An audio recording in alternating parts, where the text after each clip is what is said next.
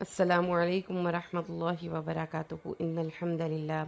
والصلاة والسلام علی سید الانبیاء وعلی آلہ وصحبہ اجمعین اما بعد فاعوذ باللہ من الشیطان الرجیم بسم اللہ الرحمن الرحیم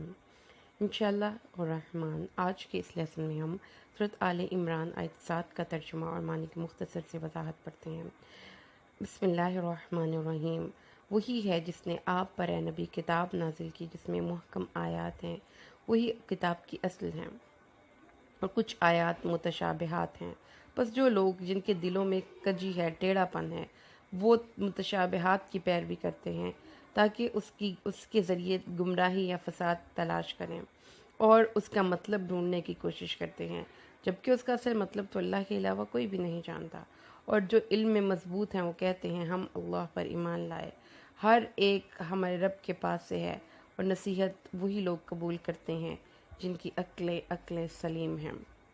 معزز لسنرز، ان آیات کو اس کے کانٹیکس میں سب سے پہلے پڑھ لیجئے، کیونکہ عیسائیوں نے جب نبی پاک صلی اللہ علیہ وسلم کے پاس آ کر نجران کے 60 عیسائیوں کا وفد آیا اور آ کر نبی پاک صلی اللہ علیہ وسلم سے بحث و مباحثہ کرنے لگا حضرت عیسیٰ علیہ السلام کے بارے میں۔ جیسا کہ آپ کو پتہ ہے کہ عیسائیوں کا ایک بڑا راسخ عقیدہ ہے کہ عیسیٰ اللہ کے بیٹے ہیں، نعوذ باللہ۔ تو انہوں نے پھر قرآن پاک سے ہی استدلال کرنے کی کوشش کی، اور انہوں نے کہا کہ آپ کے قرآن میں بھی تو ذکر ہے کہ انما المسیح عیسیٰ ابن مریم رسول اللہ وکلمتہ القاہ الی مریم وروح منہ، کہ اللہ نے عیسیٰ ابن مریم کو اپنا رسول اور ایک کلمہ بنایا تھا جس کو اللہ نے مریم کی طرف القاء کیا تھا اور روح اللہ کہا تھا۔ تو انہوں نے کہا کہ اس کا مطلب پھر یہی ہوا نا کہ عیسیٰ اللہ کے بیٹے ہیں۔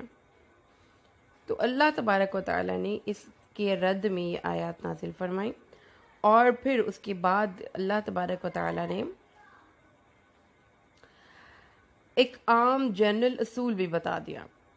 کہ جب کوئی دیکھیں، یہاں پر ہمارے سامنے جب ہم ان آیات کو ان ڈیپتھ اسٹڈی کریں گے تو ہمیں یہاں پر دو چیزوں کا کمپیریزن نظر آتا ہے۔ نمبر 1، اس میں ہم دیکھتے ہیں آیات محکمات اور آیات متشابہات، اور اسی کو ساتھ ہی ساتھ اللہ نے ان آیات محکمات اور متشابہات کو کنٹراسٹ کیا ہے دو لوگوں کے ساتھ، وہ لوگ جو راسخون فی العلم ہیں اور وہ لوگ جو کہ متشابہات کے پیچھے جاتے ہیں اور اس کی تعویل تلاش کرنے کی کوشش کرتے ہیں، اس کی مطالب تشریح تلاش کرنے کی کوشش کرتے ہیں، اور ان کے دل میں اور وہ ان کے جو پیچھے الٹیمیٹ گول ہوتا ہے وہ یہ نہیں ہوتا کہ ہم حق تک رسائی حاصل کریں، ان کا مقصد صرف فساد، بحث برائے بحث، فساد کرنا، یا یہ کہ وہ اس کی تعویل کے پیچھے پڑے رہتے ہیں کہ اس بات کا مطلب کیا ہے، مطلب اس کے۔ تو یہاں پر اس بات کو سمجھ لیجئے کہ ہمیں اللہ تبارک و تعالی نے یہاں پر سب سے پہلے تو یہ بتا دیا کہ کچھ لوگ جو علم کی فیلڈ میں سے بلانگ کرتے ہیں، علم کی کوئی بھی فیلڈ ہو سکتی ہے، دیکھیں علم کا ٹاپ کا علم تو وحی الہی کا علم ہے، لیکن اس کے علاوہ وہ بندے جن کے پاس راسخون فی العلم ہے، یعنی جو اپنے علم کے ساتھ ساتھ یقین کے راستے پر چلتے ہیں، وہ لوگ تو حقیقت حال تک پہنچ جاتے ہیں۔ تو علم کو حاصل کیوں کرنا چاہیے؟ سب سے پہلے تو سوال یہ ہے۔ یہ آیت جو ہم آج پڑھنے لگے ہیں، یہ آیت یہود کے عیسائیوں کے اور بنی اسرائیل کے علماء کی ایک بیڈ مینٹل ہیبٹس کو ذکر کرتی ہے، یعنی کہ وہ لوگ جو کہ ان کو اس لوگوں کو لیڈ کرنے والے تھے، ان لوگوں کی ذہنی سطح کا عالم یہ تھا کہ وہ خود بھی ان کے سامنے کوئی گول نہیں تھا علم کو حاصل کرنے کے لیے۔ گول کیا تھا کہ جو میں یہ پڑھ رہا ہوں، مثلا میرے پاس یہ علم آ گیا ہے، میں قرآن کو پڑھ رہا ہوں یا میں اپنی بائبل کو پڑھ رہا ہوں، تو میرا مقصد یہ ہے کہ میں دوسروں کو نیچا دکھا سکوں جب میں بحث کروں گا۔ تو اللہ تعالیٰ نے پھر یہ ان کی ایک روش کو ریفر کیا ہے۔ اب دیکھیں کہ قرآن پاک میں کچھ آیات محکم ہیں اور کچھ آیات متشابہ ہیں۔ محکم اور متشابہ آیات کون سی ہوتی ہیں؟ محکم آیات وہ حکم کے معنی ہے منع کرنا۔ حکمت کو حکمت اس لیے ہی کہتے ہیں کہ یہ عقل انسان کو غلط کام کرنے سے منع کرتی ہے، اور محکم کا معنی یہ ہے کہ وہ آیت جس کا معنی بالکل واضح ہو، جس میں کسی قسم کی کوئی تعویل کی گنجائش ہی نہ ہو، جس کے معنی کی جہت کوئی دو چار جہتیں پیدا نہ ہوتی ہوں، وہ بالکل محکم ہیں، وہ آیات جیسے کہ اللہ کی ہر صفت پہ دلالت کرتے ہیں کہ اللہ علیم و بصیر ہے۔ اب اس بات کو آپ کسی بھی اور طریقے سے، کسی بھی اور اینگل سے نہیں سمجھ سکتے، اس بات کا مطلب بالکل واضح ہے۔ اللہ تعالیٰ نے زمین و آسمان کو پیدا کیا، بڑا واضح مطلب ہے۔ اللہ تعالیٰ نے تم پر تمہاری ماؤں کو حرام کر دیا، بڑا واضح مطلب ہے۔ اللہ تعالیٰ نے تم پر سود کو حرام قرار دے دیا، بڑا واضح مطلب ہے۔ اللہ تعالیٰ نے ان آیات کے منسوخ ہونے میں یا ان آیات کے معنی کو سمجھنے میں کسی قسم کو کوئی احتمال نہیں ہے۔ حضرت ابن عباس لکھتے ہیں کہ محکمات وہ آیات ہیں جو کہ بالکل اس میں حلال حرام حدود اور فرائض کا بیان ہے۔ مثلا آپ قرآن پاک کو دیکھیں تو چور اور چورنی کے ہاتھ کاٹ دو، بالکل واضح آیت ہے۔ اللہ تبارک و تعالیٰ نے فرمایا کہ جو زانی ہے اس کو 70 کوڑے، جو زانی ہے سوری جو کسی پر تہمت لگاتا ہے اس کو 80 کوڑے لگاؤ۔ تو وہ حلال اور حرام حدود اور فرائض کی آیات، اس میں کوئی بھی ابہام نہیں ہے کہ اس پہ ایمان لائیں یا اس پہ نہ لائیں۔ لیکن وہ آیات جو منسوخ ہیں یا وہ مؤخر ہیں، ان کو آپ متشابہات کی کیٹیگری میں رکھیں گے۔ تو سمجھ لیا آپ نے کہ دو طرح کی قرآن پاک میں آیات ہیں جو الکتاب ہے، مطلب کتاب کا اصل ہے، کتاب کو دنیا میں بیچنے کا مقصد ہے۔ دوسری طرف کچھ آیات ہیں جو متشابہات ہیں، یعنی کہ اس میں متشابہہ کا مطلب کیا ہے؟ جن میں کچھ واقعات ہیں، جن میں کوئی معنی اور الفاظ میں اختلاف ہو سکتا ہے، جس میں وہ آیات ہیں جس میں کہ حروف مقطعات فار ایگزامپل جیسے الف لام میم را، جیسے حضرت قیامت کب واقعہ ہوگی، اس کا نزول کب ہوگا، اور وہ یعنی وہ چیزیں جس کی حقیقت کی معرفت کا کوئی ذریعہ نہ ہو۔ ہمیں نہیں پتا کہ یہ چیز صحیح ہے کہ صحیح نہیں ہے۔ اب آپ دیکھیں کہ اذا الشمس کورت، جب سورج لپیٹ لیا جائے گا، اب یہ متشابہ آئے تھے کیونکہ ہمیں نہیں پتا کہ سورج کو لپیٹنے کی فارم کیا ہوگی۔ پھر ہم نے قرآن پاک میں پڑھا ہے کہ السماوات مطویات بیمینہ، کہ اللہ کے ہاتھ میں آسمان لپٹے ہوئے ہوں گے۔ اب وہ ایک ایسی متشابہ آیت ہے کہ ہمارے پاس حقیقت کی معرفت کا کوئی ذریعہ نہیں ہے، ہمیں نہیں پتا کہ کیسے لپٹے ہوئے ہوں گے۔ جو شخص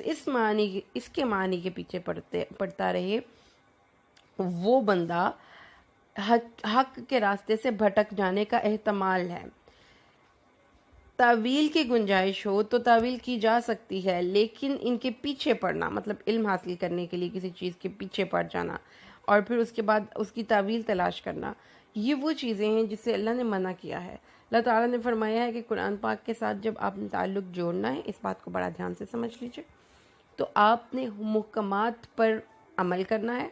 متشابہات کے پیچھے نہیں پڑنا، اس کے علم کی اصل حقیقت اللہ کے سپرد کر دینی ہے۔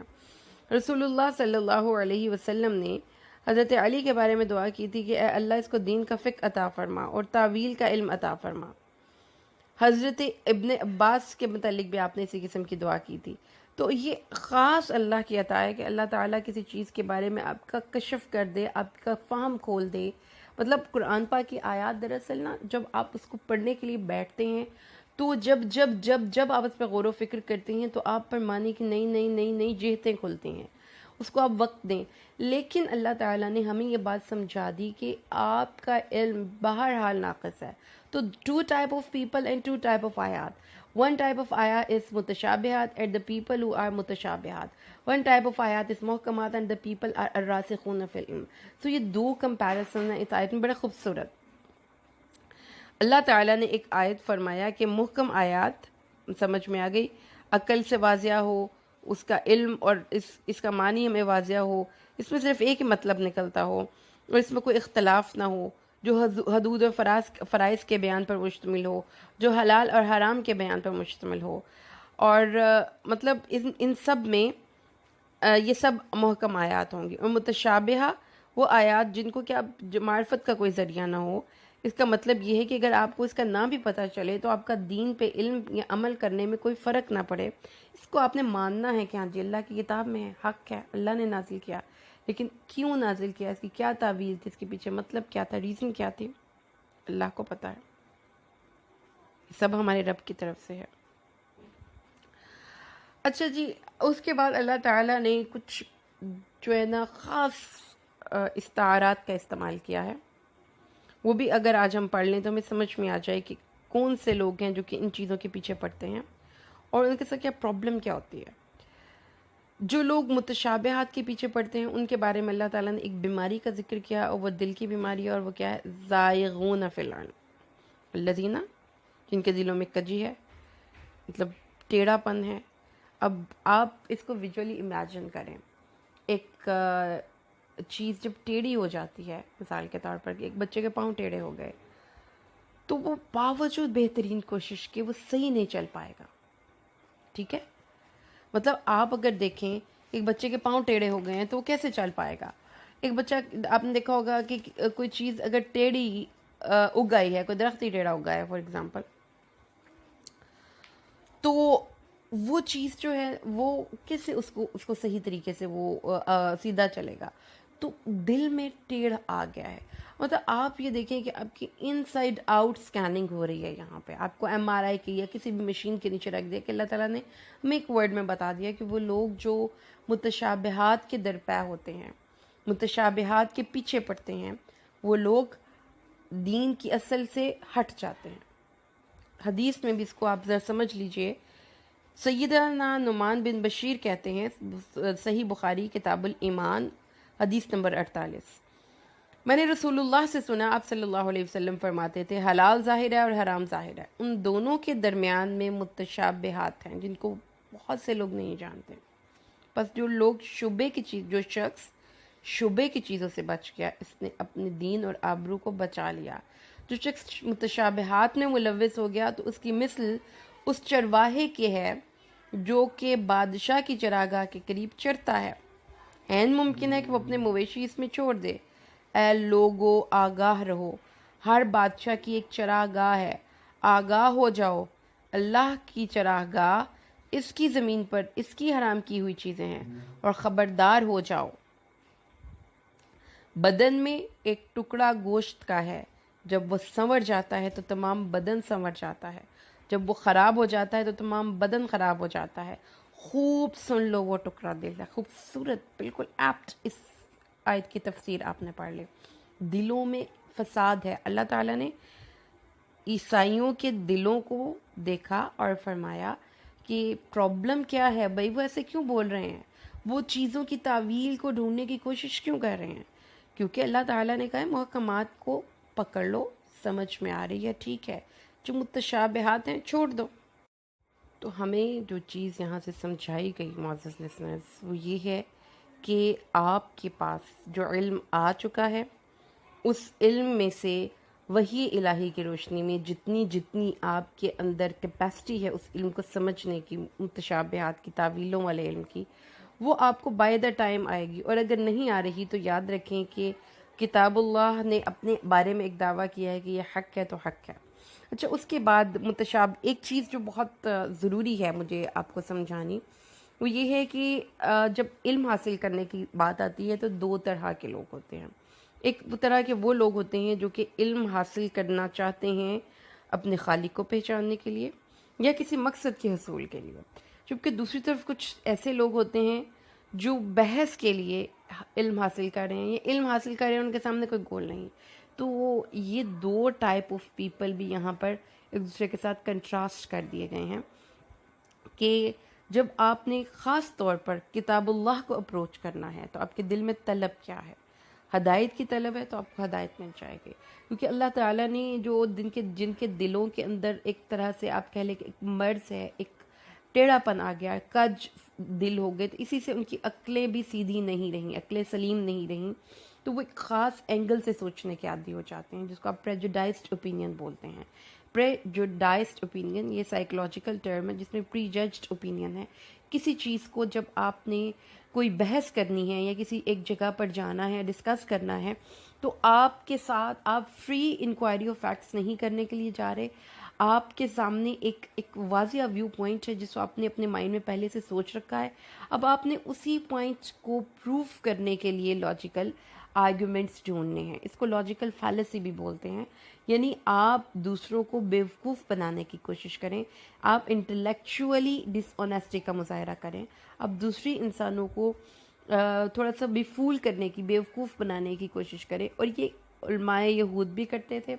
تلبیس حق کرتے تھے، چیزوں کو چھپا لیتے تھے، ورڈز کو چینج کر لیتے تھے۔ یہ علماء بنی اسرائیل بھی، علماء عیسائی نصارہ بھی کرتے تھے، اور یہ علماء امت محمدیہ کے سیڈلی ہمارے علماء بھی کرتے ہیں، اپنے ایک مخصوص نظریے کو پروموٹ کرنے کے لیے، اس بات کو دوسروں تک پہنچانے کے لیے۔ دیکھیں ایک چیز ہے جب آپ کسی ایک علم کی فیلڈ میں جاتے ہیں، خاص طور پہ دین کا علم، تو آپ کی فری انکوائری آف فیکٹس کریں، جو صحیح ہے وہ مان لوں گا، ایک تو یہ طرز عمل ہے۔ جبکہ دوسری طرف یہ طرز عمل ہے کہ آپ کا ایک مخصوص نظریہ ہے کسی بھی حوالے سے، مثلا کہ وہ لوگ جو سودی کاروبار یا کوئی بینک کا کاروبار یا کوئی یہ کرتے ہیں، آپ کہہ لیں کہ انشورنس کا کام کرتے ہیں، کوئی جو پارمسٹ ہیں، وہ لوگ جو کہ میلاد النبی مناتے ہیں اور وہ اس کو قرآن و حدیث سے ثابت کرنا چاہتے ہیں، اب وہ فری انکوائری آف فیکٹس نہیں کرتے، وہ قرآن حدیث کو اپروچ کرتے ہیں اپنے اس پوائنٹس کو پروف کرنے کے لیے، لہٰذا وہ جو انفارمیشن اس کو ملتی ہے قریب اس کو وہ ٹوسٹ اینڈ ٹرن کر لیتے ہیں اور اس طریقے سے لوگوں کو گمراہ کرتے ہیں۔ اور ہمارے عوام الناس کے پاس علم کتاب کا ہے نہیں، کیونکہ قرآن پاک کا علم ہو تو ہمیں پتہ چلے کہ یہ شخص کہاں سے بول رہا ہے، یہ صحیح بھی ہے کہ نہیں ہے، کیونکہ رسول اللہ صلی اللہ علیہ وسلم نے بڑی واضح حدیثیں موجود ہیں۔ رسول اللہ صلی اللہ علیہ وسلم نے فرمایا ہے کہ قیامت کے قریب علم اٹھا لیا جائے گا، جہالت عام ہو جائے گی۔ حدیث نمبر 86 صحیح بخاری، سیدنا عبداللہ بن عمر بن عاص کہتے ہیں، میں نے رسول اللہ کو یہ فرماتے ہوئے سنا، اللہ علم کو اس طرح نہیں اٹھاتا کہ بندوں کے سینوں سے علم کو نکال لے، بلکہ علماء کو موت دے کر علم کو اٹھاتا ہے، یہاں تک کہ جب کوئی عالم باقی نہیں رہے گا تو لوگ جہلاء کو اپنا مفتی یا پیشوا بنا لیں گے اور ان سے دینی مسائل پوچھا کریں گے، اور بغیر علم کے خود بھی گمراہ ہوں گے اور دوسروں کو بھی گمراہ کریں گے۔ اب یہ جو ہم ربیع الاول کے مہینے میں اس وقت لیسن میں ریکارڈ کر رہی ہوں، تو جب آپ ربیع الاول سے ریلیٹڈ بہت سے مسکنسیپشنس کو ایڈریس کرنے کے لیے اپنا یہ سوشل میڈیا کا سرچ انجن کو، پلیٹ فارم کو یوز کرتے ہیں، تو آپ کو صحیح بات بتانے والے کم نظر آئیں گے، اور اسی طرح کی تعویلات دے کر اپنے پوائنٹس کو پروو کرنے والے بہت سے لوگ نظر آئیں گے۔ ایسے لوگ حقیقت تک نہیں پہنچتے، وہ آدھی باتیں کرتے ہیں۔ مطلب میں نے بہت سے ایسے لوگوں کو سنا ہے جو آؤٹ آف کانٹیکسٹ چیزوں کو نکالتے ہیں، جو پوری آیت آگے پیچھے سے نہیں پڑھتے، وہ حدیث کو درمیان سے ایک ٹکڑا بس اس کا نکال لیں گے تاکہ وہ لوگوں کو یہ بتا سکیں جو ہمارا عقیدہ ہے وہ درست ہے۔ تو جو یہ ایک انٹلیکچوئل ڈس آنیسٹی کے